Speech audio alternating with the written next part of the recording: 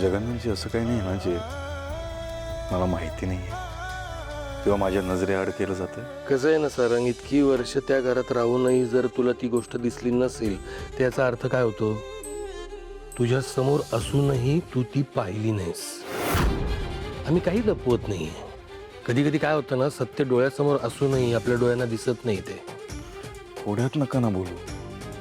माझं घर, माझी माणसं, माझ्या घरच्यांबद्दल काय आहे का? सांगा ना जगन्नाथजी.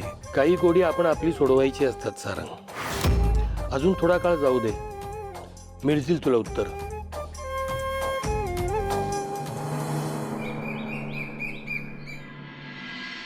आज खूप आनंदाचा दिवस आहे होईल.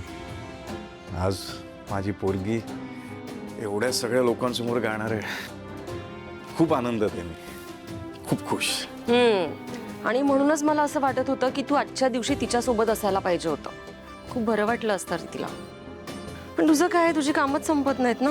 अगं वहिनी, आजचं काम ओवीसाठीच आहे. ओवीसाठीचं म्हणजे? अगं म्हणजे मी आणि अबीर ओवीच्या कार्यक्रमाला जाणार आहोत पंढरपूरला.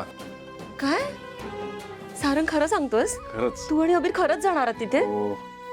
पण तू तर ओवीला म्हणालास की तुला शक्य सरप्राईज द्यायचा प्लॅन आहे. तर वा वा, छान.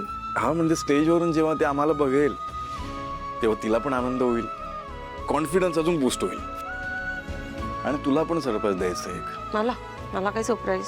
मला सावलीच्या विठ्ठलासमोर प्रार्थना करायची आहे. सावलीचा विठ्ठल? सारंग, काय बोलतोस तू? सावलीच्या मूर्तीसमोर प्रार्थना करायची. ती मूर्ती तुझ्याकडे आहे.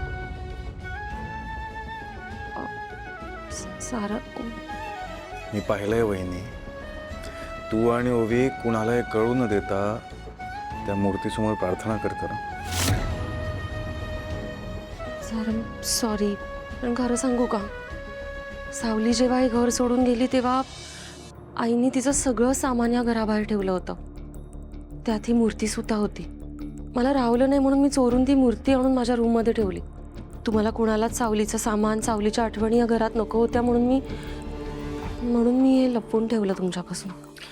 आठवण घरात नको असं नव्हतं वहिनी.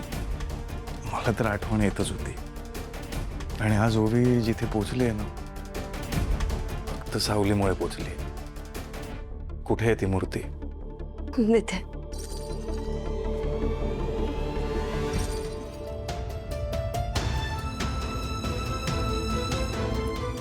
पांडुरंग, कळत न कळत माझ्याकडून खूप चुका झाल्या. माफ कर मला.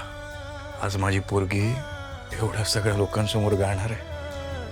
तिच्या पाठीशी उभा राहा, आशीर्वाद दे तिला. तिचं गाणं सगळ्यांना आवडू दे, यश मिळू दे तिला. हीच तुझ्या चरणी प्रार्थना.